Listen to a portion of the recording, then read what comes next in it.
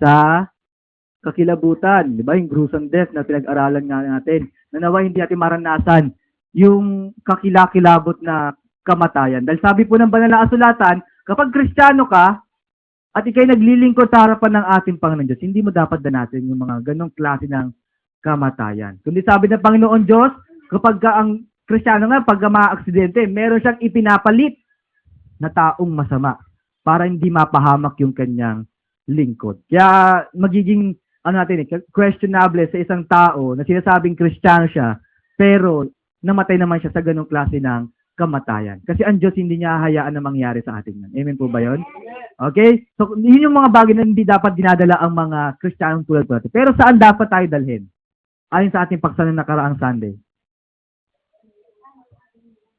Sa tipan ng ating Panginoon Diyos at higit sa lahat, saan po? Saan tayo dapat dalhin? Doon sa banal na bundok, sa banal na templo, doon sa harapan ng luklukan ng ating Panginoon Diyos, doon sa langit. Na mismo ang si Kristo kasama natin na magdadala sa atin doon sa langit. Amen po ba yung mga kapatid? Dapat doon tayo dalhin. So yun yung paksa natin na tungkol nga po doon sa dinala o thou shall be brought. Kahulugan ng pangalan ni Tubal. Ngayon puntahan po natin ngayon ng isa pa pong anak ni Japet. Muli balikan nga po natin yung Genesis 10 verse 2.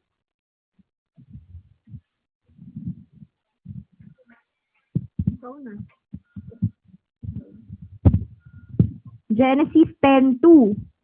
Ang mga anak ni Japhet, si Gomer at si Magog at si Madai at si Javan at si Tubal at si Meshek at si Tiras.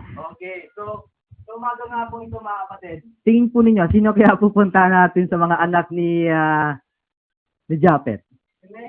Si Meshek. Okay, so skip lang po natin yung tatlo pang anak po niya. So, medyo madugo din kasi aralan doon tungkol sa tatlong anak pa po ni Japet.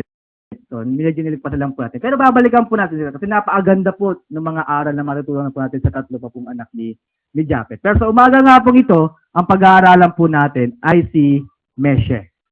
Okay? Si Meshek. Sa salitang Hebreo po, yung Meshek ay Meshek. M-E-S-H-E-K. So, M-E-S-H-E-K. Na ang ibig sabihin po ng kanyang pangalan ay sowing. Sowing. Hindi yung sowing hindi yung sowing. Sowing. Yung pagtatanim, yung nag-aasik ng mga para bang nag-aagis siya ng mga binhi. No? Okay, sowing. Okay, planting. Okay, yun yung ibig sabihin po ng kanyang pangalan. Kung nararamdaman po natin doon sa ibang pong kapatid, may paksa na tayong ganito, hindi po ba? Sowing. Yung panahon ng pagtatanim doon sa Ecclesiastes, di ba? Napag-aralan pa rin siya. Pero huwag niyo pong expect na yun yung magiging paksa natin sa umaga nga pong ito. Amen po ba yun? Kasi marami pong paksa ang Diyos tungkol sa mga bagay-bagay na sinasabi po niya para sa ating mga Kristiyano. Kaya maraming punto yung banal na kasulatan. So ngayon punta natin, Meshek, ibig sabihin ay sowing o pagtatanim. Siyempre, kapag nagtatanim po, pagka tinanong naman natin yung mga farmers po natin o mga magsasaka, kailangan po nila, ano po ba kailangan sa pagtatanim? Siyempre yung itatanim. Okay, siyempre yung buto o yung binili. Malamang hindi naman sila makakapagtanim kung wala naman silang itatanim, di ba? Kaya nga nakapagtaka yung, bakit gano'n pa paano kaya dumadami yung mga prutas na seedless, wala naman silang buto. Paano sila dadami? Branch. O, pwede naman pala yung branch. So, may buto rin yun, pero seedless. May buto siya, pero seedless. Parang medyo mahirap siyang i-imagine. Imaginary seed. Imaginary seed.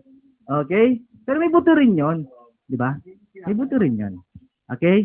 Nagkaroon na sila ng medyo transformation. Kaya naging silang seedless. Okay, pero meron din yun. Okay, pero kaso sa panahon natin ngayon, pag gano'n na yung isang puno, ang ginagamit nila yung kalimitan yung mga vines o yung mga ugat nila mismo. Yun yung mga direkta yung tinatanim po nila. Marami na kasi parang ngayon na pagtatanim. Okay, pero sa panahon po na ito, nila Moises, nila Noe, ang paraan po ng kanilang pagtatanim ay sa pamamagitan po ng mga binhi at buto. Okay? Ngayon, puntahan po natin, mga kapatid. So, alam na kasi natin, sa paksa natin nung una, ano yung mga itinatanim? Tama? Nasa paksa po natin nung una po yun, tungkol po doon sa panahon ng pagtatanim. Marami tayong pwedeng itanim. Diba? Yung palay, diba? Yung trigo, yung ubas, yung mustasa. Yun yung pag-aralan natin nung una eh. Yung mga bagay na dapat itinatanim ng isang Kristiyano. Spiritually, pinaliwanag din natin, ano ba ibig sabihin ng mustasa? Ang mustasa ay nangangahulugan ng... Ano yung mustasa? Pananampalataya. Mustasa, nangangahulugan po yun ay pananampalataya. Inilan tulad ng pananampalataya ng isang tao, magkaroon man siya ng kasing laki ng butil ng mustasa o binhi ng mustasa, yung kanyang pananampalataya. At lumalaki yun, syempre pag nakita natin yung mustasa, lumalaki siya ng pwede makasilong yung mga ibon. Okay, yun yung mustasa. Ubas, ano po ba ibig sabihin ng ubas? Israel.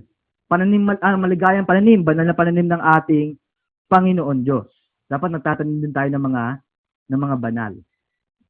Okay? So, hindi po natin napupuntahan na po yun. Ngayon, pupuntahan lang po natin sa paksa nga pong ito.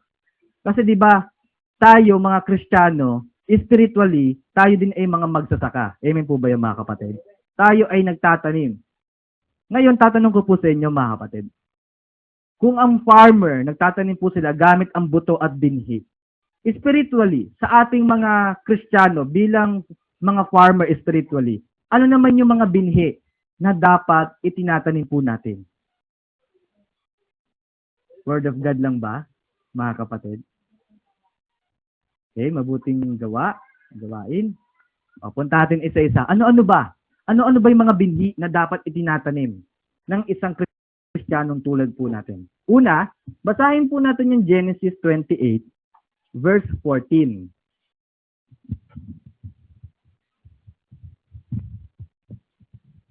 Genesis 28:14. At ang iyong binhi ay magiging parang alabok sa lupa, at kakalat ka sa kalunuran at sa silanganan, at sa hilagaan, at sa timugan, at sa iyo at sa iyong binhi ay pagpapalain ang lahat ng angkan sa lupa. Okay, so sa talata po ito, tingin po ninyo, ano po kaya yung binhi na dapat itinatanim po ng Kristiyano nga po tulad po natin? Ito po ay tungkol po kay Jacob. Ito po yung napag-aralan din natin kagabi, yung panaginip ni Jacob. Okay? Na ito yung plano ng Diyos para kay Jacob. Ang sabi po doon, at ang iyong binhi ay magiging parang alabok sa lupa at kakalat sa kalunuran, sa silanganan, at sa hilagaan, at sa tumugan, at sa iyo, at sa iyong binhi ay pagpapalain ang lahat ng angkan sa lupa. Ano bang klaseng binhi si Jacob na dapat ganun din yung binhi na itinatanim ng bawat Kristiyano po sa umaga nga pong ito? Mabuting binhi, syempre si Jacob yan eh. Mabuting binhi po talaga si Jacob. Pero specifically, ano po ba si Jacob? Na dapat yun din na maitanim natin sa mga tao dito sa sanglibutan. Kung mababasa po natin yan, yung istorya po ni Jacob, matapos po siyang kausapin ng ating Panginoon Diyos sa panaginip at siya'y nagising, ano ba ginawa niya? Baba mo nga kapatid sa 15. 15. Tingnan natin kung ano ba ginawa ni Jacob.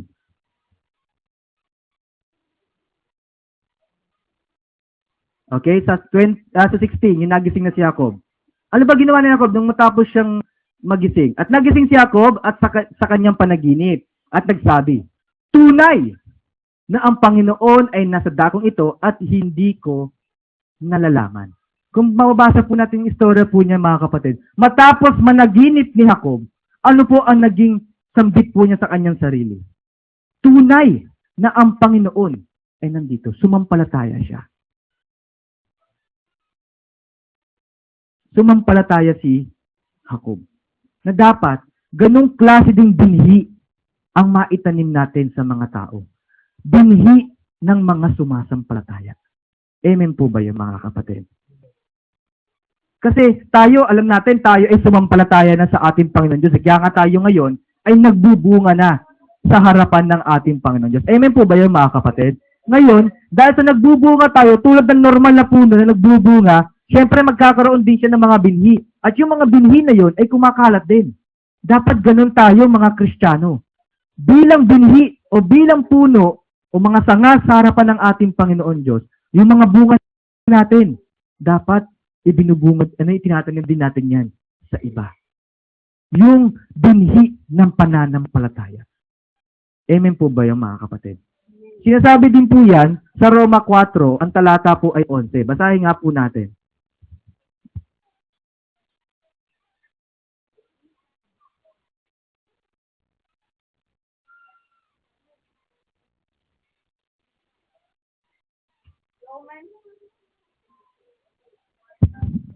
Romans 4:11. At tinanggap niya ang tanda ng pagtutuli na isang tatak ng katuwiran ng pananampalataya na nasa kanya. Samantalang siya'y nasa di pagtutuli upang siya'y maging ama ng lahat ng mga nagsisisampalataya, bagaman sila'y nasa di pagtutuli upang ang katuwiran ay maibilang sa kanila. Diba? Upang siya'y maging ama ng lahat ng sumasampalataya. Sino ba yung father of faith? Di ba si Abraham? Father of faith. Dapat yung mismong binhi ni Abraham. Kasi si Jacob, binhi din siya ni Abraham eh. Amen po ba yun, mga kapatid? Dapat yung binhi na yun ni Abraham, kumalat yun. Yung pananampalataya sa ating Panginoon Diyos. Hindi lang siya mag-stay. Kasi nung nanampalataya si Abraham, hindi naman sa kanya lang nag-stay yung pananampalataya na yun, kundi yun ay kumalat sa mga tao. Na-spread yung binhi ni Abraham sa mga tao. Kaya hanggang sa panahon natin ngayon, kumakalat yung pananampalataya sa ating Panginoon Diyos. Amen po ba yun, mga kapatid? Kaya dapat sa umaga nga pong ito, mga kapatid, hindi lamang dapat sa ating manatili yung pananampalataya na yun. Hindi lang sa ating matapos na tayo lang mismo tuwing araw ng linggo nakikilala ng isa't isa at wala nadadagdag na bago na nananampalataya sa ating Panginoon Diyos. Kundi dapat ikalat din natin, itanim natin sa mga tao sa labas yung pananampalataya na tulad ng pananampalataya na nakuha natin kay Abraham. Amen po ba yun, mga kapatid? Sana ganung klaseng pananampalataya yung maitanim natin sa mga tao nasa labas. Amen po ba yun, mga kapatid? Palakpakan naman natin siguro ng ating Panginoon Diyos, mga kapatid. Diba? Yan, nakakalugod sa banal na harapan ng ating Panginoon Diyos. Kapag every Sunday, may nakikita tayong mga bagong mga kasama natin sa paglilingkod sa harapan ng ating Panginoon. Ibig sabihin, kumakalat pa yung binhi ni Abraham. Kasi nakakalungkot naman kapag tayo lang every Sunday. Although, masaya tayo, nandito yung mga kapatid, hindi sila absent. Pero, mas masaya kung mas lalo pa tayong dumadami. Amen po ba yun, mga kapatid? Isa rin yun sa mga sinasabi ng ikalawang Tesalonica 3:2. Basahin nga po natin yun. Kasi tandaan po natin, mga kapatid, sa harapan ng ating Panginoon Diyos, hindi lahat ng tao may pananampalataya. Basahin nga po natin. 2 Thessalonians 3:2. At upang kami ay mangaligtas sa mga taong walang katuwiran at masasama, sapagkat hindi lahat ay mayroong pananampalataya. Ano po sabi po ng banal na kasulatan? Sabi po doon, at upang kami ay mangaligtas sa mga taong walang katuwiran at masasama, sapagkat hindi lahat ay mayroong pananampalataya. Hindi po lahat ng tao sa sanlibutan ito meron pong pananampalataya. Sinasabi lamang po nila, meron akong pananampalataya sa Diyos. Pero sabi ng Panginoon Diyos, hindi lahat ng tao may pananampalataya sa kanya nga pong banal na harapan. Kahit sabihin mo meron kang pananampalataya, pero kung hindi naman tunay na Panginoon Diyos ang sinasamba mo, at ikay gumagawa pa rin ng mga masamang bagay sa harapan ng ating Panginoon Diyos, hindi ka mananampalataya sa harapan ng ating Panginoon Diyos. Yun ang sinasabi ng ating Panginoon Diyos sa atin. Amen po ba yun? Ang tunay na mananampalataya sa Panginoon Diyos, sinusunod siya at nakikinig siya ng salita ng ating Panginoon Diyos. Amen po ba yun, mga kapatid? Yun ang tunay na may pananampalataya Kaya sana sa atin mga kapatid, dahil sa naranasan natin at taglay natin yung tunay na pananampalataya na po yun, dapat hindi lang yun nandito lang sa atin. Dapat ibigay din natin yun. Itanim sa mga tao sa labas. Amen po ba yun mga kapatid? Palakpakan natin ang ating Panginoon. So yun yung isa sa dapat na itinatanim ng Kristiyano nga po tulad po natin. Isang binhi ng pananampalataya. Pangalawa, ano pa pong binhi ang dapat itinatanim ng Kristiyano? Ezra 9, ang talata po ay 2. Ezra 9:2. Ezra 9:2. Sapagkat kinuha nila ang kanilang mga anak na babae sa ganang kanilang sarili, at sa kanilang mga anak na lalaki, na anupat ang banal na binhi ay nahalo nga sa bayan ng mga lupain? Oo, ang kamay ng mga prinsipe at ng mga pinuno ay naging puno sa pagsalangsang na ito. Okay. So, ano po yung isang binhi na dapat itinatanim o inihasik ng mga Kristiyano nga po tunay natin? Yung banal na binhi. Tanong, tayo ba'y banal? Banal tayo mga kapatid, hindi po ba? Dahil ang mga banal, gumagawa ng kalooban ng ating Panginoon Diyos. At ang banal, sabi din ng banal na kasulatan, ang banal ay magpapakabanal pa. Hindi yung Kristiyano ka ngayon, pero hindi nakikita sa mga gawa mo, yung mga banal na gawa. Kasi marami ngayon they are proclaiming na sila ay mga Kristiyano, pero sa kanilang mga gawa, itinatanggi na sila ay Kristiyano. Amen po ba yun mga kapatid? Tunay na hindi nga talaga silang banal. Meron ba nagsisimba, tapos pagkalabas mo ng simbahan, nakikita ka naninigarilyo, nagsasalita ka ng mga masamang salita, na hindi dapat sinasambit ng isang Kristiyano. Diba? Yung ba ang banal? Hindi banal yun. Ang banal, lahat ng sinasabi niya, lahat ng kanyang ginagawa, nakabase yun kung ano ang nakasulat sa banal na kasulatan. At dahil sa sinasabi natin na tayo ay mga banal, dapat i-spread din natin yan sa mga tao. Amen po ba yung mga kapatid? Kumbaga para bang, imagine niyo mga kapatid, kung ang lahat ng tao banal, siguro hindi na natin kailangan ng pulis. Amen po ba yun? Kawawa naman yung pulis, walang trabaho. Pero di ba kung i-imagine mo, biglang naawa dahil wala nang magiging trabaho yung mga pulis kung lahat ng tao ay banal. Pero kung i-imagine mo, di ba, napakasayang tumira sa sanlibutan ito kung ang lahat ng tao ay banal. Amen po ba yun? Di ba kahit napakalat-kalat lang din yung gamit mo dahil sa banal lahat ng tao, hindi kukunin ng mga tao yung gamit mo. Di ba? Di ba? Ganun yun Kung lahat ng tao banal, siguro ba mabuhay yung kantang yung lagi nilang inaawit tuwing araw ng Pasko, di ba? Hindi yun yung kung di ba? Kung banal na lahat kasi kapag banal ka, syempre yung pag-ibig mo laan niya sa lahat ng tao. Amen po ba yun? Di ba? Kung may pag-ibig, siya nag-aari araw-araw, di ba? Sabi ng kanta nila di ba? Kung ganun, ang lahat ng tao sa libutan ito, nagbibigayan araw-araw, banal sila. Kasi banal sila di ba? Napakasarap mabuhay sa sanlibutan ito. Wala ka nang inaalala, wala nang pataya, wala nang gera, wala nang pag-aaway, di ba? Kaso kay lungkot lang. Di ba? Kasi imbis na mas marami yung banal, na nga lang yung hinihiling ng Diyos dumami ang banal Pero ang mas lamang pa rin talaga sa sanlibutan ito, mga masaw. Tingin nyo bakit? Kasi wala nagtatanim. Amen po ba yung mga kapatid? Kayo po ba, mga banal, nagtatanim po ba kayo? Sana gawin natin tungkulin natin bilang mga magsasaka. Magtanim tayo ng mga banal sa sanlibutan ito. Sabi mo, magtanim ka ng banal sa sanlibutan ito. Magtanim tayo ng banal, mga kapatid, para dumami ang banal. Di ba? Napakasarap nung. Kaya nga, isa sa mga bagay na hinihiling ko sa harapan ng Panginoon Diyos, bigyan niya lang ako ng ng isang trabaho na talagang hindi makakahadlang sa akin sa paglilingkod. Sabi ko sa kanya, Panginoon, ibigay mo lang sa akin yon, ikakalat ko, ibubuhos ko yung buong mga oras ko sa pagtatanim ng mga banal.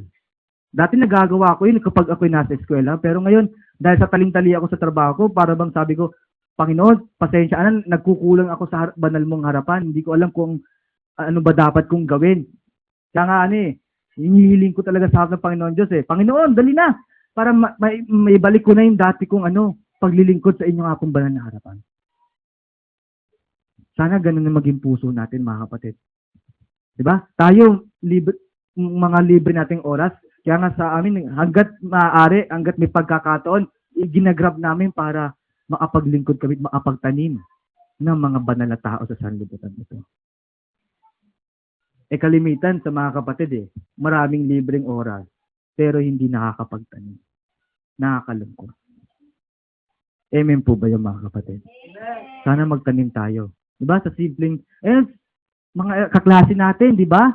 Pagtaniman mo sila ng mga banal. Hindi yung kung ano tiyatanan, lagi na lang basketball ba? Lagi na lang ba video games? Lagi na lang ba computer? Lagi ba mga gadgets ang tinatanim sa mga tao? Hindi. Dapat itinatanim mo sa kanya yung banal ka. Yung pagiging banal mo, dapat na itatanim mo din sa kanila. Amen po ba yung mga kapatid? Sana gawin natin yun.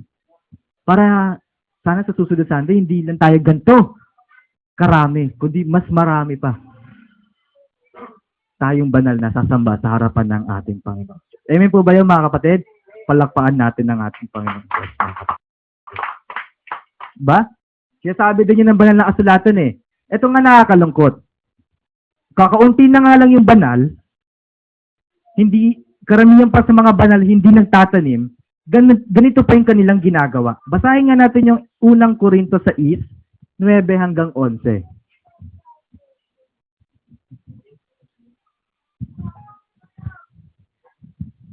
1 Corinthians 6, 9-10. O hindi ba ganinyo nalalaman na ang mga liko ay hindi magsisipagmana ng kaharian ng Diyos? Huwag kayong padaya, kahit ang mga mapakiapid, ni ang mga mananamba sa Diyos-Diyosan, ni ang mga mangangalunya, ni ang mga nangbababae, ni ang mga mapakiapid sa kapwa lalaki, ni ang mga magnanakaw, ni ang mga masasakim, ni ang mga manglalasing, ni ang mga mapagtungayaw, ni ang mga manglulupig, ay hindi mga mamana ng kaharian ng Diyos. Okay na yun? Okay, 11. At ganyan ang mga ilan sa inyo. Ngunit, nangahugasan na kayo. Ngunit, binanal na kayo. Ngunit, inaring ganap na kayo sa pangalan ng Panginoong Hesukristo at sa Espiritu ng ating Diyos. Di ba isa tayo sa mga nakaranas na tayo ay napagtaniman din ng banal sa ating pong mga sarili? Di ba? May nag-share lang din sa atin Tinaniman nila tayo ng banal, kaya tayo ay naging banal.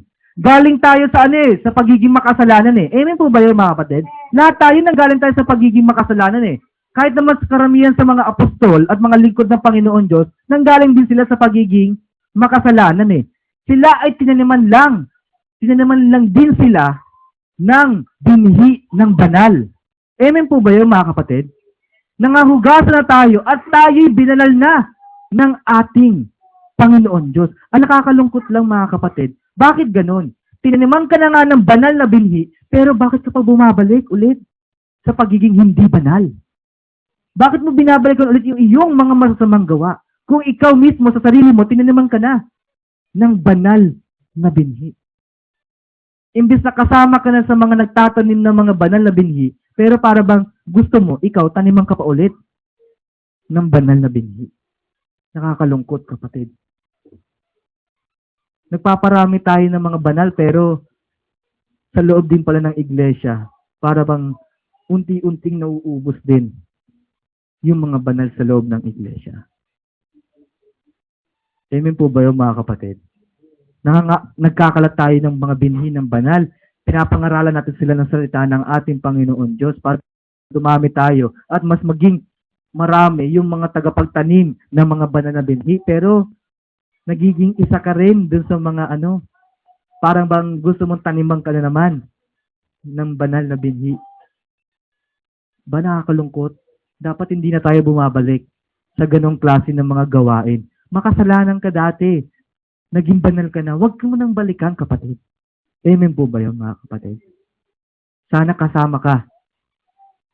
Kasama ka sa magtatanim ng banal na binhi. Palakpakan natin ang ating Panginoon Diyos sa bagay nga kung iyan, mga kapatid. Okay?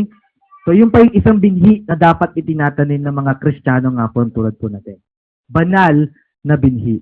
Pangatlo, basahin natin yung awit 22:30 hanggang 31.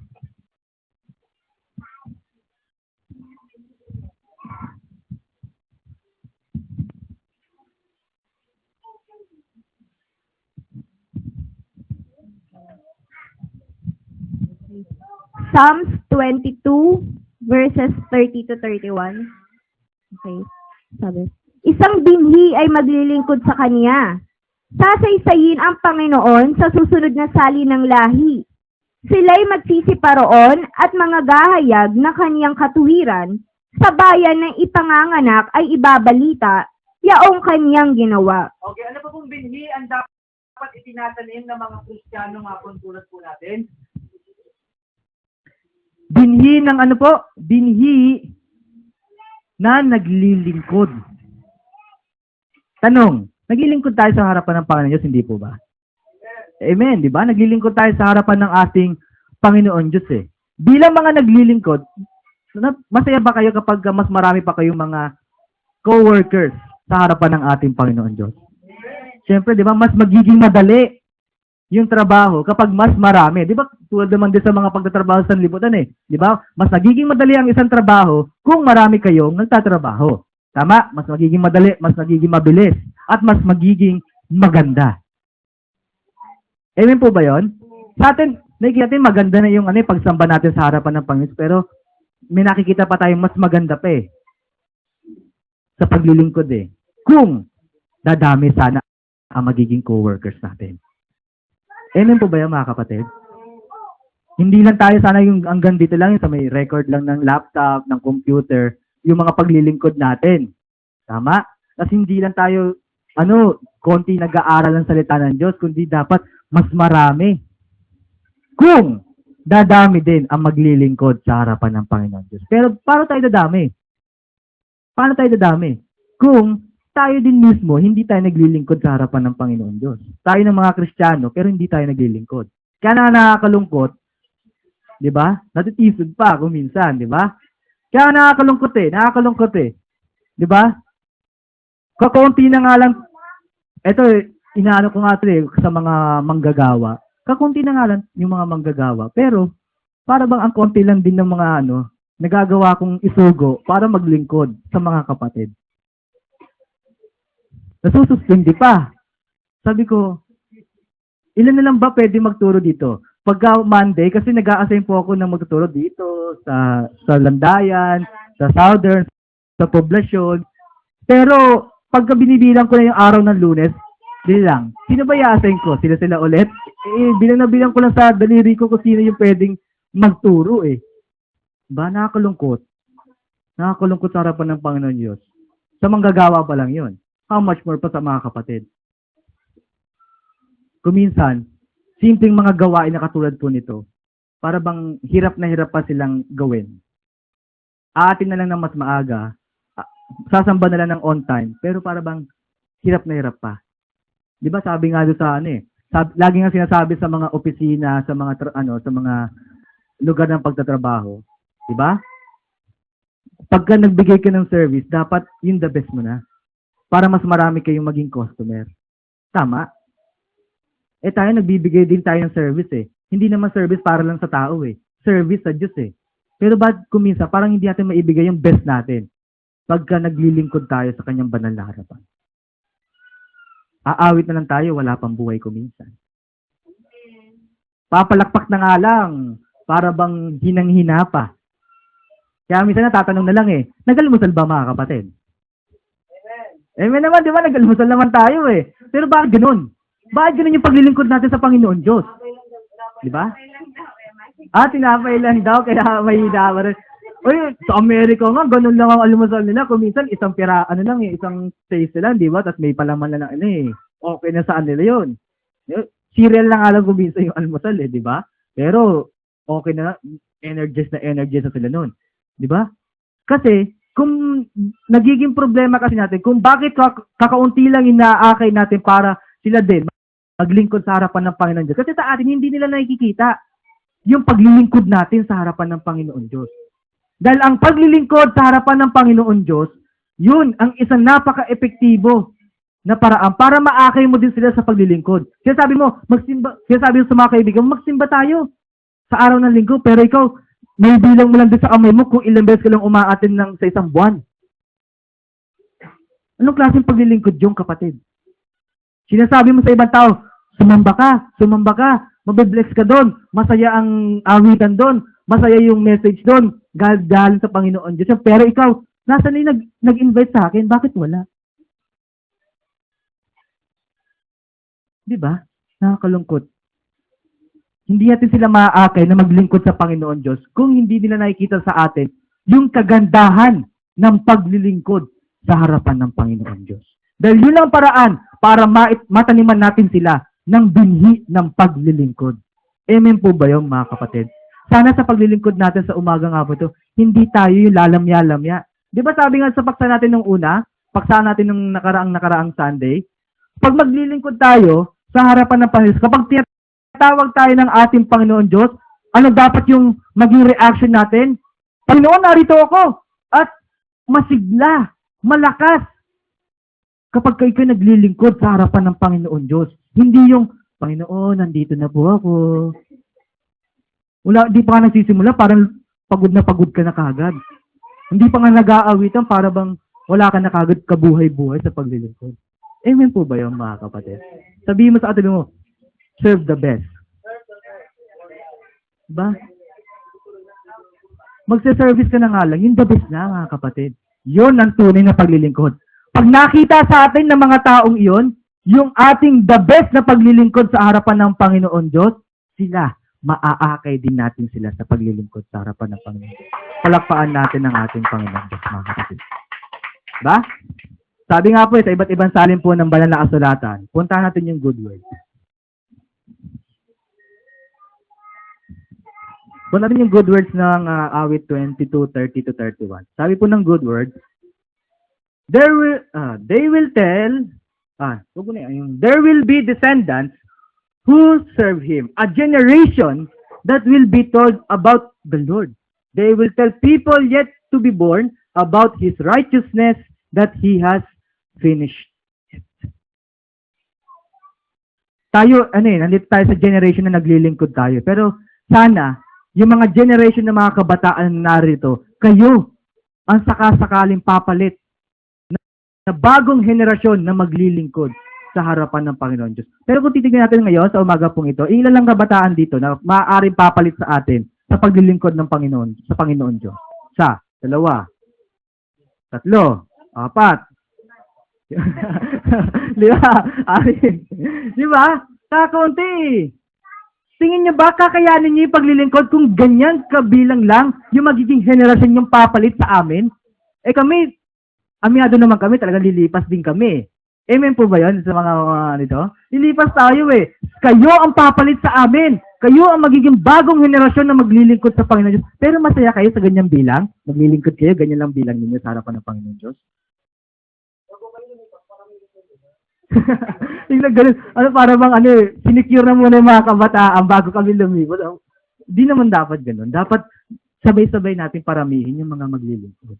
Diba? Kasi kami, ang makakausap lang din namin, syempre, mga ka-age lang din namin. Kayo, mas exposed kayo sa mga ka-age ninyo eh. Dapat doon kayo, nagsisipag na magtanim ng binhi sa kanila.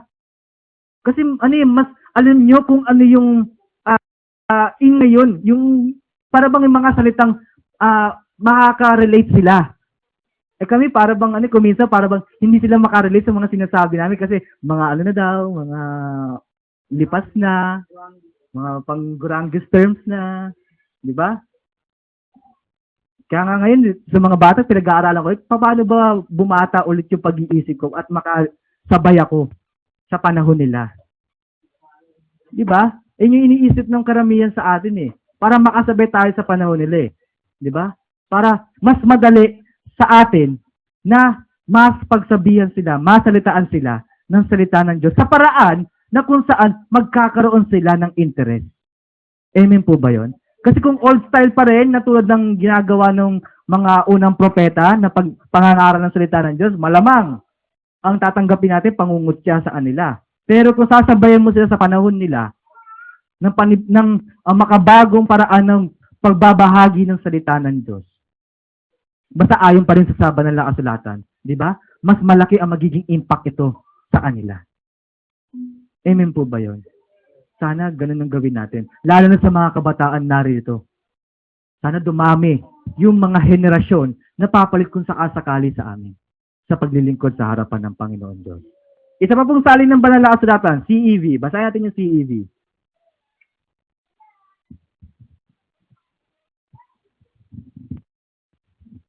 Sabi, in the future, everyone will worship and learn about you, our Lord.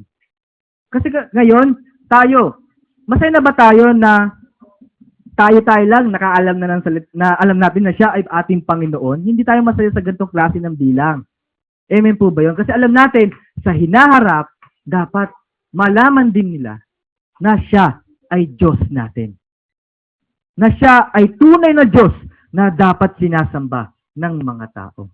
Pero paano sila sasamba kung hindi naman tayo nagsisipag magtanim?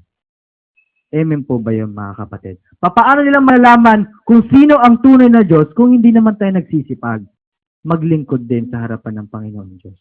Amen po ba yun, mga kapatid? Sabihin mo sa tayo, maglingkod ka sa Panginoon Diyos. Maglingkod tayo, mga kapatid. Ba?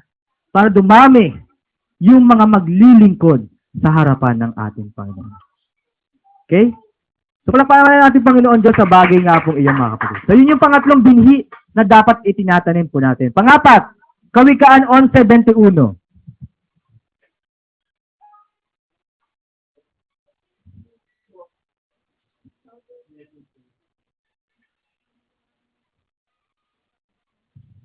Once 21.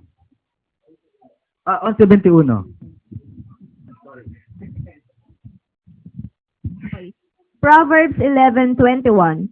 Bagaman ang kamay ay makikikamay, ang masamang tao ay walang pagsalang parurusahan, ngunit ang binhi ng matuwid ay maliligtas. Hindi po ba yung mga kapatid? Isa sa mga binhi na dapat itinatanim ng mga Kristiyano nga po tulad po natin, anong binhi? Binhi ng matuwid. Hindi ko tatanungin kung matuwid tayo rito. Matuwid tayo siyempre. Amen po ba yung mga kapatid? Matuwid tayo sa harapan ng Panginoon Diyos eh.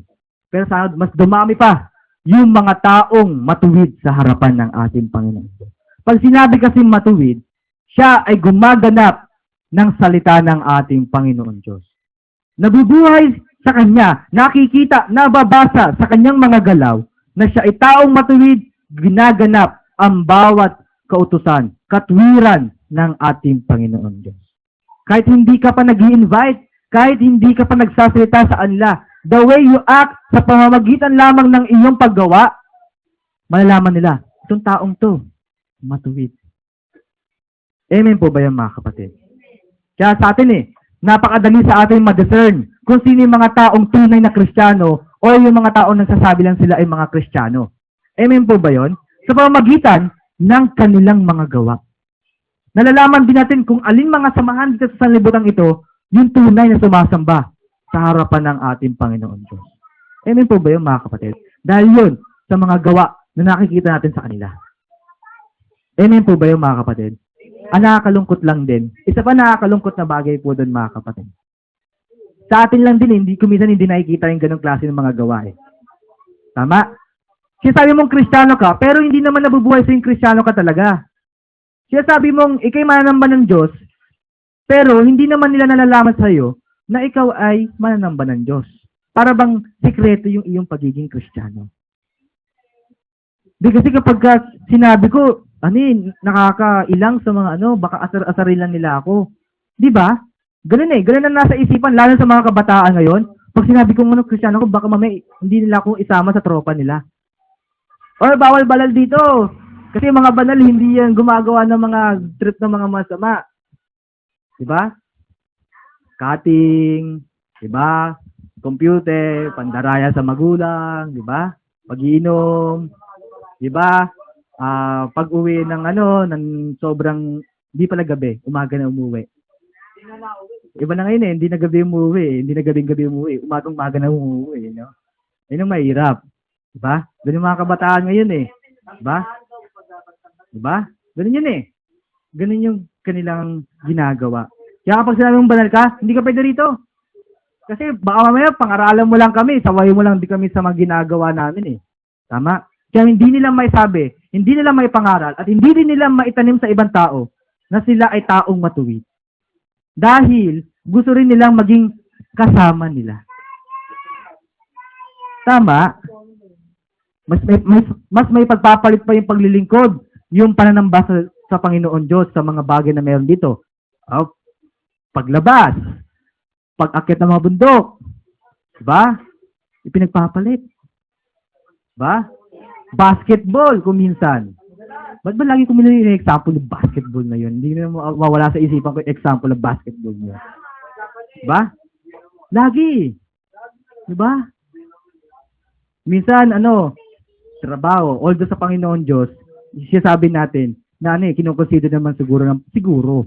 Kinukonsider naman siguro. Pero sa harapan ng Panginoon Diyos, kung pupuntahan talaga natin yung malalim na aral ng banal na kasulatan, wala tayong pwedeng idahilan para hindi tayo makapanamba sa Panginoon Diyos Nagkakaroon lang siya ng talaga ng consideration para sa atin.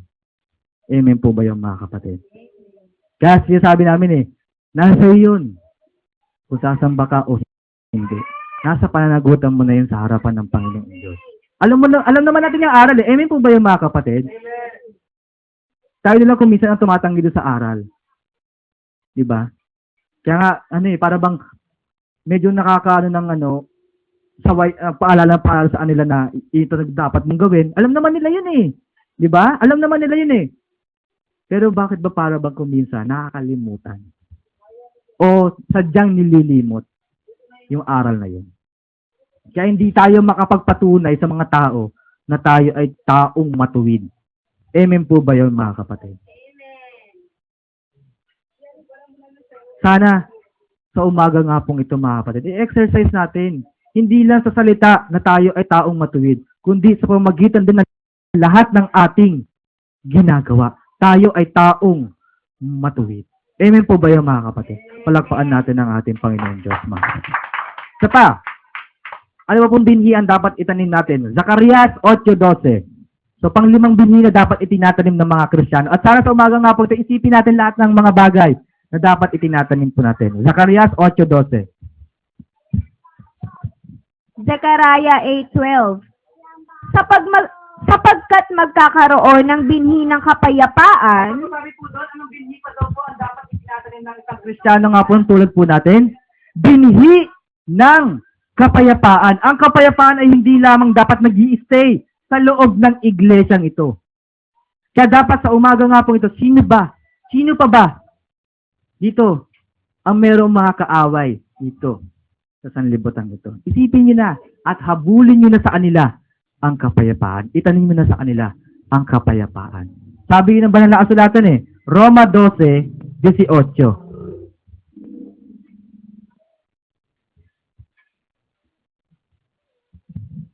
Romans 2:18.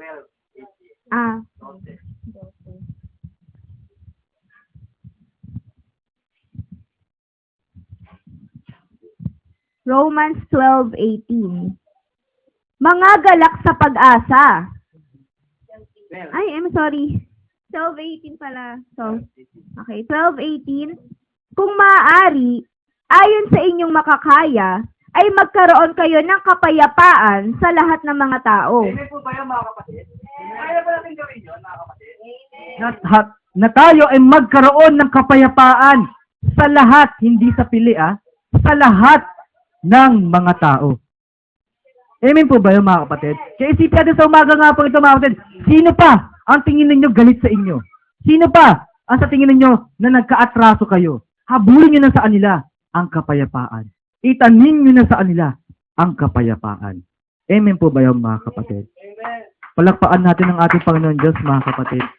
Kasi ang Kristiyano, tandaan po natin, sabi din po ng banal na kasulatan, tayo ay mga peacemakers. A peacemaker. Amen po ba yun, mga kapatid? Hindi tayo mga troublemaker. Hindi tayo naghahanap ng gulo, hindi tayo naghahanap ng away, o hindi tayo yung nagsisimula ng isang gulo o away. Kundi, tayo ay gumagawa ng kapayapaan. Nagtatanim ng kapayapaan. Hindi lang sa mga piling tao, kundi sa lahat ng tao. Amen po ba yun, mga kapatid? Sana ganun ang gawin po natin, mga kapatid.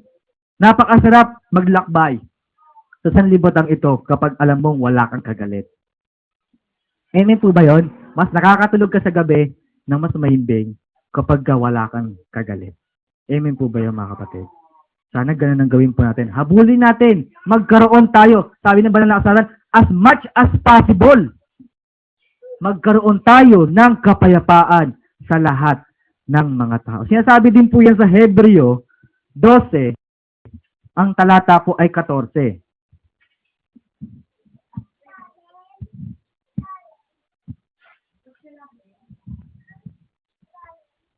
Okay. Hebrews 12:14. Sundin ninyo ang kapayapaan sa lahat ng mga tao at ang pagpapakabanal na kung wala ito'y sino man ay hindi makakakita sa Panginoon. Amen po ba yun? Kasi yun ang nagagawa kapag meron tayong kapayapaan sa lahat ng mga tao. Amen po ba yun, mga kapatid? Amen. Sa pamagitan nun, ano po sabi doon ng banal na kasulatan? Sapagkat kung wala ito'y, sino man ay hindi makakakita sa Panginoon. Kung wala tayong kapayapaan, mga kapatid. Kaya sana sa umaga nga pong ito, mga kapatid, kung meron pa tayo talagang naalala na kagalit natin, kapamilya natin, mga kapitbahay natin, sunduin natin ang kapayapaan sa kanila. Amen po ba yun? Ano pwedeng kainin lang muna natin saglit yung mga pride natin na parang ang hirap magsalita ng sorry sa mga taong nakagalit natin. Kainin lang natin saglit yung pride natin. Wala namang magagawa talaga yung pride na yan eh. Kundi ano lang yan eh. Lalo na makakapagdulot yan ng pag-aaway o ng kaguluhan kapag pinairal natin yung pride. Ang dapat natin gawin, mga kapatid, magpakumbaba tayo. Tandaan natin, mga kapatid, ang nagpapakumbaba sa harapan ng Panginoon Diyos, itinataas niya. Palakpakan natin ang ating Panginoon Diyos, mga kapatid. Kaya sa simpleng sorry, sa simpleng paghihingi ng tawad, kahit wala kang kasalanan, dahil ikaw ang nakakaalam ng tunay na salita ng Panginoon Diyos, tunay na aral ng Panginoon Diyos, kahit wala kang kasalanan, humingi ka ng tawad, sunduin mo, magkaroon ka lamang ng kapayapaan sa taong kagalit mo. Amen po ba yung mga kapatid? Palakpakan natin muli ang ating Panginoon Diyos, mga kapatid. At higit sa lahat, na binhi na dapat itinatanim ng Kristiyano nga po tulad po natin, basahin natin ang Lucas 8:11.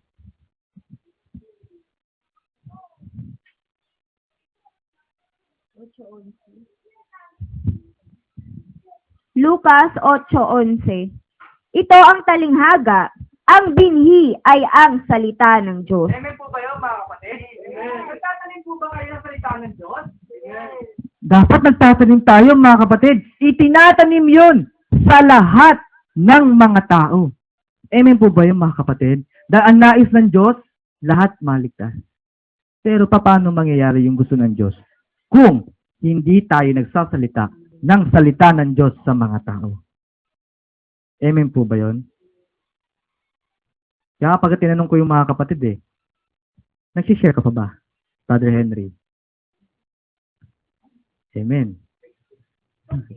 Konti lang. Diba? Si Brother Kay kaya, nagsishare ka ba ng salita ng Diyos? Si Brother AJ kaya? Ganun ba yun? Nakapag-share pa ba tayo ng salita ng Diyos? Tungkulin nyo ng bawat isa kahit hindi ka ministro, kahit hindi ka mangaral, kahit hindi ka manggagawa, tungkulin ng bawat Kristiyano magbahagi ng salita ng Panginoon. Kaya nga ako isa sa mga experiences ko nitong nagdaang mga araw, nagpapasalamat ko talaga sa salita ng Panginoon Diyos at nagagamit ko siya sa mga kaibigan ko. Kasi ito nga, isa sa mga kahalakaran ng sanlibutan ito, di ba, kapag nagkagalit ang mga girlfriend, boyfriend, hiwalayan na. Diba? sa amin kasi, ang pinakaugali kasi nung college pa kami, nung mga tropa namin, stick to one. Walang ano, kung sino na yung naging girlfriend mo ngayon, siya na habang buhay. Yun kasi yung, ano yung pinakasumpa na ginawa namin nung magkakatropa kami.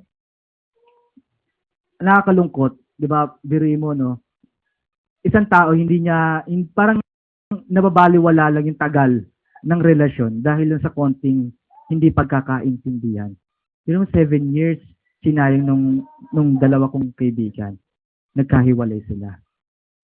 Kaya sabi ko kahit na ano, pagod na ako, sabi ko hindi, usap tayo, set natin, baka ma-workout pa yung relationship ninyo. Talagang kasi nakakalungkot sa part namin na kami magkakatropa, kami din magkakasama sa mga pagkakataon na magkakabanding. Tapos meron sa mga katropa namin na hindi nagkakabatian dahil sa hiwalay na sila. Ba? Ganun kasi ang isang Kristiyano Nagkakaroon siya ng concern kahit na hindi mo naman kaano-ano talaga yung tao. Kasi mga panahon ngayon college life, mga classmate mo dati, wala ka nang pakialam Tama? Ano mang buhay nila, bahala kayo, decision yan Pero sa amin, bilang Kristiyano, dapat tayo ganun Hindi tayo dapat ganun mga kapatid na hinahayaan na lang natin yon. Dapat hanggat maaari gumagawa tayo ng paraan. Diba? Malay natin. Diba? Sabi din naman ang banal na kasulatan isa sa mga babasahin natin sa umaga nga pong ito, na sana hindi tayo yung mamimili lang ng mga taong babahaginan natin ng salita ng Panginoon Diyos. Sabi ng banal na kasulatan, basahin nga natin yan, yung Ecclesiastes 11:6. Ito yung mga panahon o mga pagkakataon sa buhay ng isang Kristiyano na dapat ibinabahagi niya at nagtatanim siya ng binhi ng salita ng ating Panginoon Diyos. Basahin nga natin yung Ecclesiastes 11:6. Ecclesiastes 11:6. Ihasik mo sa umaga ang iyong binhi, at huwag mong iurong ang iyong kamay sa hapon, sapagkat hindi mo nalalaman kung alin ang tutubo, kung ito o yaon, o kung kapwa magiging mabuti. Ano po sabi ng banal na kasulatan? Sabi kailan daw po tayo dapat magtanim? Umaga. Pero titigil lang ba yun sa umaga lang? Tapos sa umaga, okay na. Ganun ba yun? Sabi, umaga at huwag mong iurong ang iyong kamay sa hapon. Sabi ng isang salin ng banal na kasulatan, basahin natin sa mas mababaw na salin. Sa CEV. Wala din CEV. Sabi po ng CEV rito, plant your seeds early in the morning. Kaya nga tayo, di ba, ine-exercise natin Alas 7, gising na tayo. Dapat nga mas maaga pa Dapat naglilingkod na tayo sa harapan ng Panginoon Diyos Nagpupuri, nagpapasalamat sa panibagong umaga na ibinibigay sa atin ng ating Panginoon Diyos. Diba? Sabi dito plant your seeds early in the morning and keep working in the field until dark. Who knows? Your work might pay off and your seeds might produce. Di naman kasi natin alam kung alin ang tutubo. Kaya dapat tayong mga Kristiyano, umaga hanggang gabi, dapat nagtatanim tayo ng salita ng Panginoon Diyos. Sa kapanahunan man o sa hindi kapanahunan, mga kapatid, dapat patuloy pa rin tayo sa pagtatanim. Kaya nga, yun na lang ang concern ko sa mga katropa ko nun Talagang iniyasikan ko sila dahil ayoko silang magkayo. At malay natin, makasama natin sila sa paglilingkod sa harapan ng Panginoon Diyos. Diba? Tayo pag nakikita natin isang tao, yan, wala nang pag-asa yan. Hindi mo na tinataniman ng salita ng Diyos Tama? Amen po ba yung mga kapatid? Kapag nakita mo, napakasama ng taong to, kaya talagang hindi ito maliligas baliwala ang pagbabahagi dito ng salita ng Diyos Ganun ba dapat, mga kapatid? Ganun ba dapat? Sabi plant your seeds early in the morning and keep working in the field until dark. Who knows? Your work might pay off and your seeds might produce. Sabi ba sa ibang salin? Sa GNB. Punta natin yung GNB. Yung Good News Bible. Sabi po rito, do your planting in the morning and in the evening too. You never know whether it will all grow well or whether one planting will do better than the other. Hindi mo alam eh. Kuminsan nga eh. Ito, patunay ito sa buhay ni Pablo. Si Pablo, kinonsider niya ang kanyang sarili pinakamasama dahil siya ang umusig sa iglesia sa panahon po nila. Talagang pinagpapatay niya ang mga Kristiyano sa panahon po niya. Pero nung siya'y nanampalataya sa Panginoon Diyos, tingnan niyo naman kung gaano kagaling, kabuti ang kanyang paglilingkod sa harapan ng Panginoon Diyos.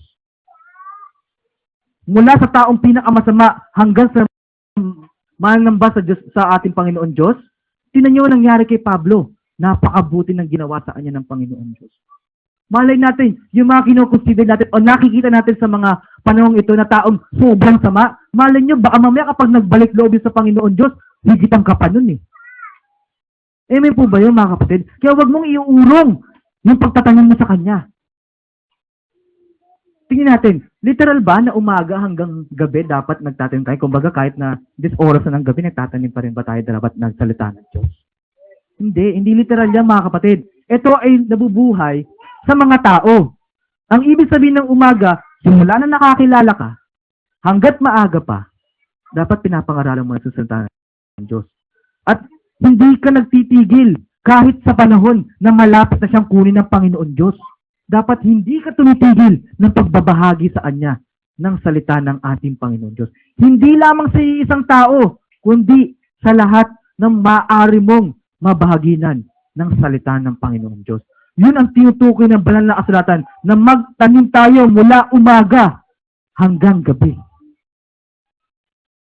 Nagtatanim tayo sa kalakasan man ng ating pangangatawan hanggang sa panghihina nito. Dapat nagtatanim tayo. Hindi dahilan na pagod na ako, matanda na ako, marami na ako nararamdaman sa pangangatawan.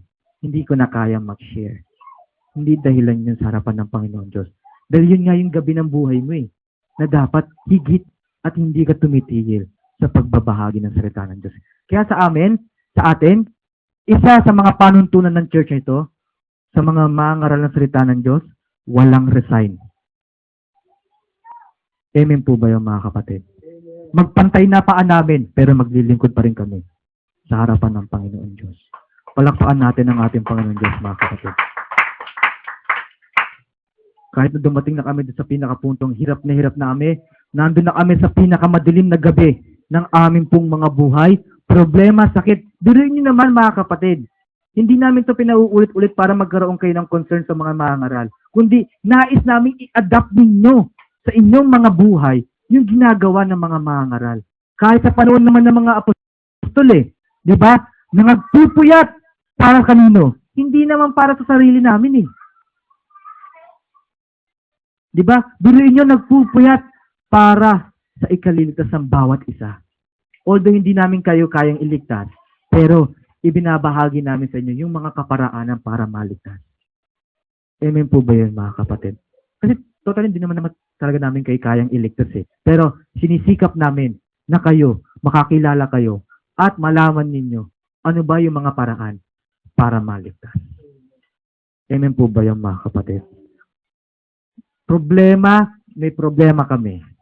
Tapos, sariling problema namin, tapos problema pa ng church, dala pa. Biruin nyo, kapatid, kung ganong klaseng paglilingkod ang ginagawa ng mga mangarasan. Sana may adapt natin yun. Hindi lang yung problema ninyo yung iniisip ninyo.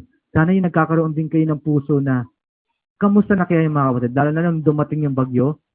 Sabi ko nung pag-uwi ko sa bahay, nakita ko yung bubong namin, talagang umano na rin kumakalog-kalog na rin.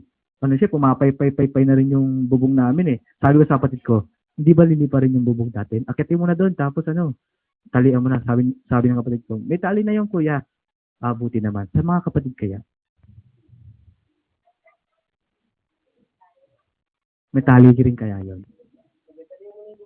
Ano na kaya kalagayan nila? Kasi talagang, kung tingin natin yung nangyari yun, saglit lang yung bagyo niyon. 1-2 araw lang yata yun Pero, biruin nyo naman yung hangin dala nun. Biruin nyo kung ganong kalakas na hangin ang dala nun.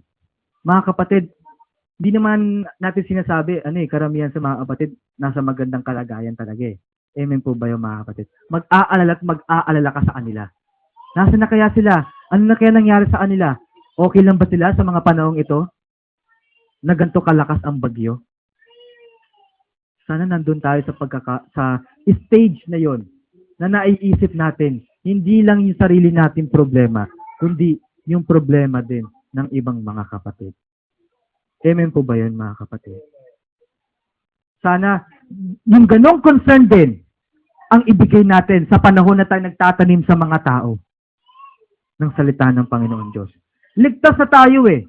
Amen po ba yun, mga kapatid? Kung pananatilihin natin yung paglilingkod natin sa Panginoon Diyos, mananatili din ang kaligtasan sa atin. Pero, masaya ka ba ikaw lang ang naligtas? Dapat ibahagi mo sa iba. Amen po ba yun, mga kapatid? Secure ka, nasa bahay ka ng Panginoon Diyos. Paano naman yung ibang tao? Amen po ba yun, mga kapatid? Sana gawin natin ang pagtatanim na ito. Hindi lang ngayong nalaman natin ang salita ng Panginoon Diyos, hindi lang sa mga susunod na buwan, kundi hanggang sa dumating na tayo sa gabi ng ating pong mga buhay. Amen po ba yan, mga kapatid?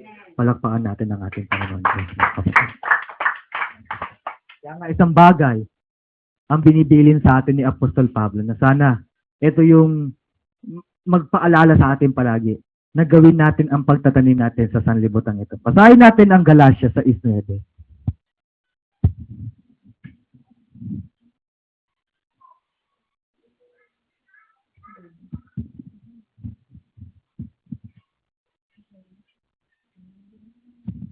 Galatians 6:9. At huwag tayong mga pagod sa paggawa ng mabuti, sapagkat sa kapanahunan ay magsisipag-ani tayo kung hindi tayo mga hihimagod. Kung hindi tayo makapagod sa pagtatanim, mga kapatid, darating ang panahon, aani tayo. Amen po ba yun, mga kapatid? Ngayon pa nga lang eh. Di ba? Sana sa umaga nga po ito, mga kapatid eh. Kasi ang iniisip natin, papaano tayo aani kung hindi naman tayo nagtatanim? Amen po ba yun, mga kapatid? Kasi kung minsan, ang init kasi, ang hirap naman humayo. Diba? Dahil naman sa mga classmates ko, kung pag-uusapan namin salita ng Diyos, ay ang pinag-uusapan nila tungkol sa chicks. Diba? Kumbaga, para bang hindi nawawala sa usapan ninyo, sinagot ka na ba? O ano, nanligaw ka na ba sa kanya? O ano na status nyo? Diba? O ano yung ibig sabihin na nakalagay sa Facebook mo na mahal mo siya? May Panginoon ba yan? Nasa dulo. Kasi nung nabasa ko, ito lang yung harap lang eh. Yung sa may taas lang, mahal mo siya. Ano ito? Yung binaba ko, wala sa Panginoon yun. Wala. Kung hindi mo pa siya tinanong, hindi mo pa malalaman kung sino sinabihan niya na mahal ko siya. Diba? Biruin niyo yun, no? Iba ang tinatanim kasi sa tao eh. Hindi salita ng Diyos eh. Diba? O kung minsan, dala ng katamaran, hindi nagbabahagi ng salita ng Diyos. Pagod na ako. Ang dami ko pang trabaho. Minsan, ang dahilan, galing pa ako sa school. Hindi ako makakapagbahagi ng salita ng Diyos. Diba? Puyat na ako eh. Bakit napuyat? Computer. Bakit napuyat? Cellphone. Biruin mo, no? Kaya hindi nagagawa eh yung paglilingkod sa Panginoon Diyos dahil sa mga pansariling ginagawa na hindi naman ukol sa Diyos. Diba? Mapapagod ka nga talaga. Diba? Kaya pagdating ng pagsamba, palakpakan na. Bakit? Ano ba sinabi niya?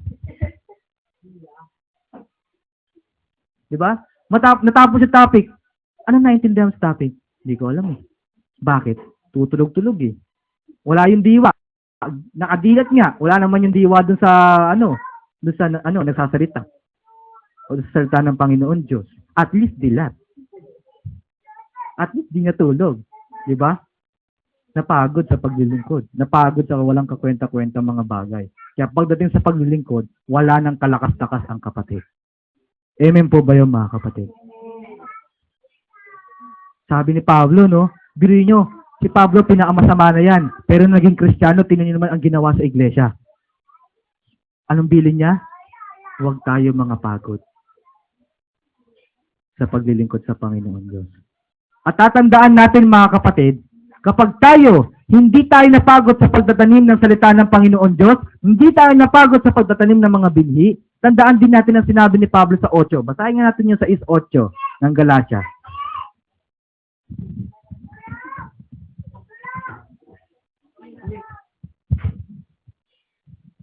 Galatians 6:8.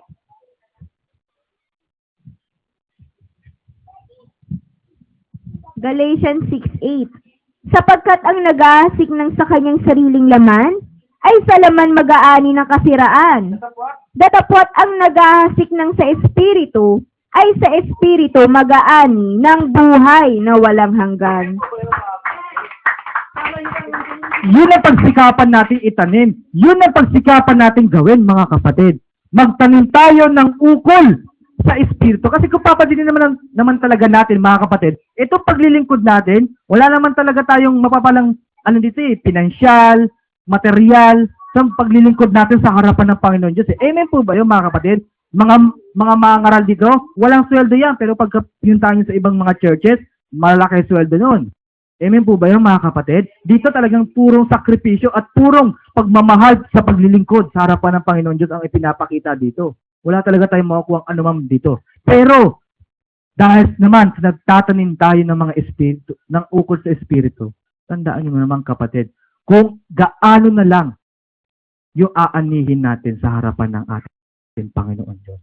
Actually, ito, yung mga ginagawa natin sakripisyo ito sa harapan ng Panginoon Diyos, hindi natin ito maitutumbas doon sa reward na ibibigay sa atin ng ating Panginoon Diyos. Buhay na walang hanggang pa lang yung binabanggit dito, mga kapatid. Pero ito mga ginagawa natin, hindi mo na maitutumbas doon sa buhay na walang hanggan na ibibigay sa atin ng ating Panginoon Diyos sa darating na panahon.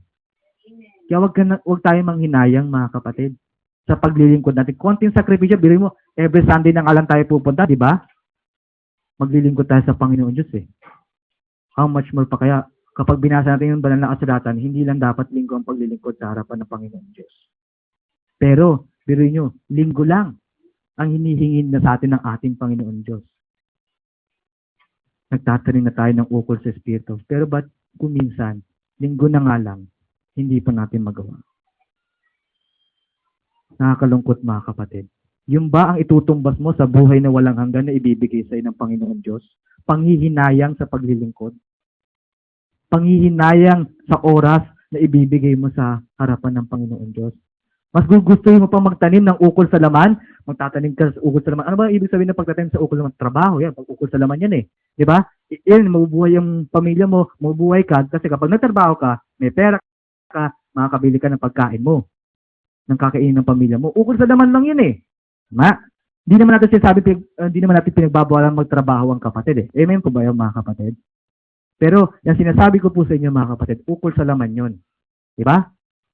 Paggala, pagpapahinga, ukol sa laman yan eh. Di ba? Mahalaga ang pagpapahinga para sa tao eh. Tama po ba yung mga kapatid? Pero, pagdating naman sa paglilingkod, mga kapatid, sabi ng Panginoon Diyos, hindi pa nga tayo dumating sa punto na pinagbabawalan tayo maglingkod eh. Pero bakit ganun? Hinayang na hinayang tayo. Kuminsan, sa paglilingkod natin sa harapan ng Panginoon Diyos. Pagod na ako eh. Pwede bang excuse muna akong ngayong Sunday lang? Masabi mo ba yun sa harapan ng Panginoon Diyos? May dadahilan mo ba yun sa harapan ng Panginoon Diyos para ma-excuse ka lang ng araw ng Sunday? Tayo naiintindihan natin yun. Pagod eh. Diba? Pero sa Diyos, iharap mo yung dahilan na yun. Tingin mo ba katanggap-tanggap kaya yun, kapatid? Tandaan natin, mga kapatid, sabi ni Pablo, kung nagtatanim tayo ukol sa laman, mag-aani tayo ng ukol sa laman. At yung mga ani na yun ng ukol sa laman, may kasiraan yun. Pero, kung tayo ay nagtatanim ng ukol sa Espiritu, mag-aani tayo ng buhay na walang hanggan. Yun ang dapat itanim natin. Mga bagay na ukol sa Espiritu. Amen po ba yun, mga kapatid? Palakpaan naman po natin ang ating Panginoon Diyos.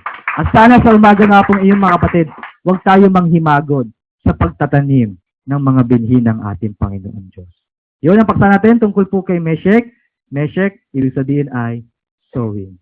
Sana nagtatanim tayo ng hindi lang ukol para sa ating sarili, kundi ukol sa Espiritu. Amen po ba yan, mga kapatid? Muli, yun ang paksa natin sa umaga pong ito. May katanungan po ba kayo sa umaga nga pong ito, mga kapatid?